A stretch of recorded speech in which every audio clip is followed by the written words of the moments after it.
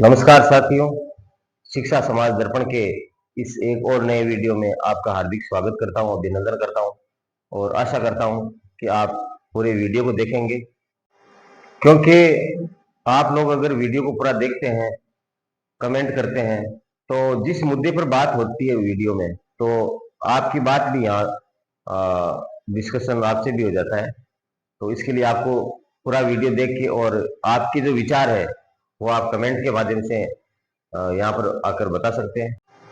साथियों, social media पर मैंने एक पोस्ट डाली थी और उसमें मैं बताता हूँ क्या मैटर था। उसी मुद्दे पर अपन ये वीडियो बना रहे हैं। तो मैंने उसमें लिखा था कि शिक्षा को खरीदा नहीं जा सकता, जबकि पढ़ाई को खरीदा जा सकता है।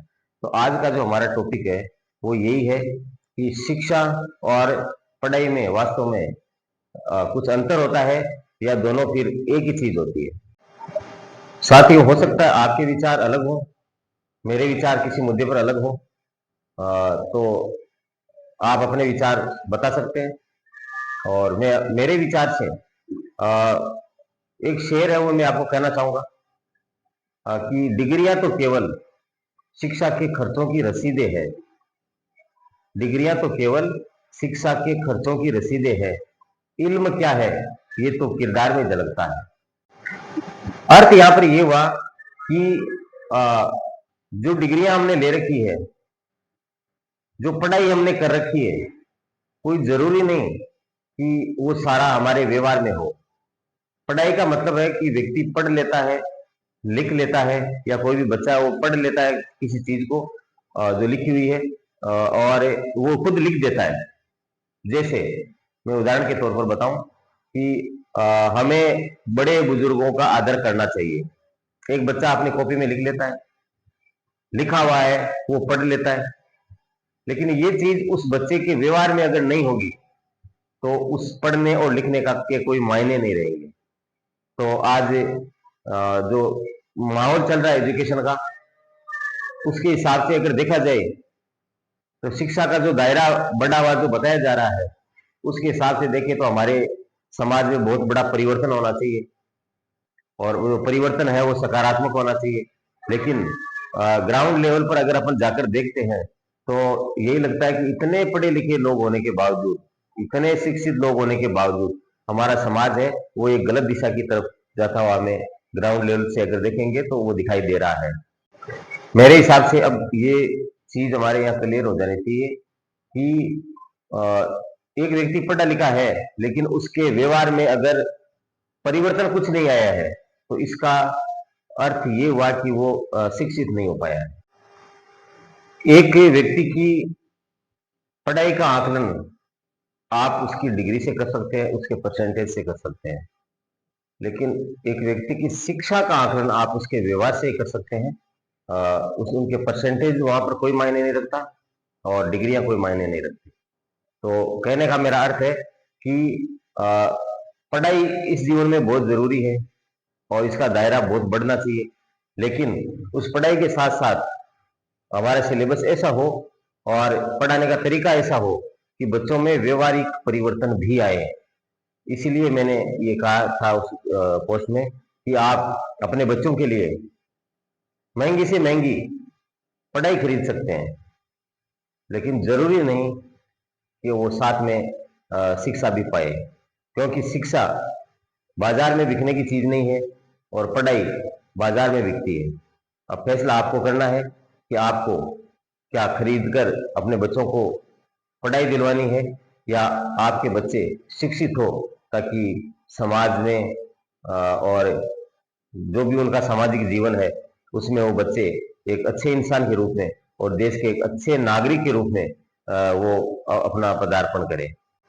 एक बार किसी शिक्षित व्यक्ति से मेरी बात हो रही थी तो मैंने सवाल किया था उनसे ये कि आज ऐसे निजी विद्यालय और कोचिंग संस्थान जहां पर लाखों रुपए सालाना फीस होती है और बच्चे वहां पर पढ़ाई कर रहे हैं। एक तरफ सरकारी विद्यालय होते हैं जहां पर कोई फीस नहीं लगती या कोई नाम मात्र की फीस वहां पर 200-400 रुपए सालाना लगते हैं। बच्चों के लिए किताबें फ्री होती है, कुछ कक्षाओं तक ड्रेसेज वगैरह भी फ्री होती है, और भी बहुत सारी सुविधाएं गवर्नमेंट दे रही है। छात्रवृत्तियां अलग से होती है। तो एक यहाँ पर पढ़ने वाले बच्चे होते हैं और एक उन महंगे स्कूलों में पढ़ने वाले बच्चे होते हैं। तो मैंने उनसे एक सवाल किया था, कोई शिक्षित व्यक्ति थे उनसे, कि इसमें और उस पढ़ाई में क्या अंतर होता है बेसिकली। तो उन्होंने बताया था कि इधर शिक्षा है और उधर पढ़ाई है, क्योंकि आप जो कुछ भी खरीद कर ला रहे हो वास्तविक रूप से वो पढ़ाई तो हो सकती है, लेकिन वहां शिक्षा के लिए समय नहीं होता। उनका ये जवाब था। तो आपके बच्चे की कैसी शिक्षा हो रही है, या आपका बच्चा केवल पढ़ाई ही कर पा रहा है, शिक्षित नहीं हो पा रहा है? कैसे परखेंगे, कैसे जांचेंगे? तो पहले तो बच्चे के व्यवहार में क्या परिवर्तन आ रहा है वो जरूर देखना चाहिए। दूसरी बात आपको ये देखना चाहिए कि बच्चे को शिक्षा देने वाले या पढ़ाई करवाने वाले जो अध्यापक है,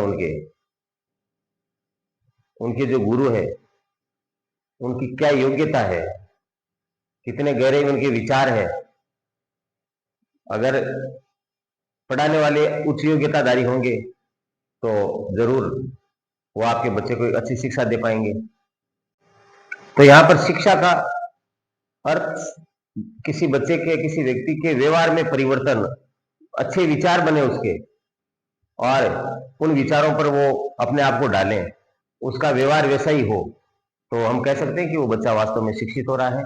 और अगर ये व्यवहारगत परिवर्तन नहीं आ रहे हैं और बच्चा केवल पढ़ाई कर पा रहा है, तो ऐसे जो बच्चे होते हैं वो हो सकता है जीवन में वो डॉक्टर बन सकते हैं, इंजीनियर बन सकते हैं, बड़े पदों पर जा सकते हैं, लेकिन समाज के लिए उनका उतना योगदान नहीं रहता है जितना एक शिक्षित व्यक्ति का रहता है। तो अपने बच्चों को शिक्षित करें, केवल पढ़ाई ही नहीं करवाएं। तो आज का हमारा मुद्दा था शिक्षा और पढ़ाई। जो माइनर अंतर समझते हैं हम, लेकिन बहुत बड़ा अंतर इनमें हो जाता है। शिक्षा हमेशा समाज सेवा के लिए और समाज की भलाई का विषय होता है, जबकि जो पढ़ाई होती है वो हमारा व्यक्तिगत स्वार्थ को पूरा करती है। तो हमें पढ़ाई के साथ साथ हमारा समाज है वो शिक्षित बने, तो हमें आकलन करने का अपना तरीका भी बदलना होगा। जब भी हम किसी के घर पर जाए, किसी बच्चे का आकलन अगर जब हम कर रहे हैं, तो अकेले उसके प्रतिशत से, उसकी डिग्री से हम आकलन नहीं करें। किसी व्यक्ति का आकलन अगर करना हो तो उसकी पढ़ाई के साथ साथ उसका व्यवहार कैसा है, उसके व्यवहार में क्या अच्छाइयां हैं, उसके अनुसार हमें आकलन करना चाहिए। और तभी हम जान सकते हैं कि अमुक व्यक्ति केवल पढ़ा लिखा है या वास्तव में शिक्षित व्यक्ति है। क्योंकि आज समाज में जो घटनाएं हम देख रहे हैं, जितनी घटनाएं होती है उनमें पढ़े लिखे लोग हैं वो शामिल मिलते हैं हमें। तब हमें लगता है कि अगर इतना पढ़ा लिखा समाज है तो फिर ऐसी घटनाओं में ये लोग क्यों शामिल हो रहे हैं? तो वो लोग केवल पढ़े लिखे हो सकते हैं, शिक्षित व्यक्ति कभी भी गलत कार्यों में शामिल नहीं होगा। तो हमें पूरे समाज को शिक्षित बनाना है, और जब हमारा समाज शिक्षित होगा पूरा, तो समाज में व्यवहारिक परिवर्तन भी आएंगे, सकारात्मक परिवर्तन भी आएंगे, और ये देश भी हमारा जो है वो एक अच्छा बनेगा, क्योंकि समाज से ही कोई देश बनता है।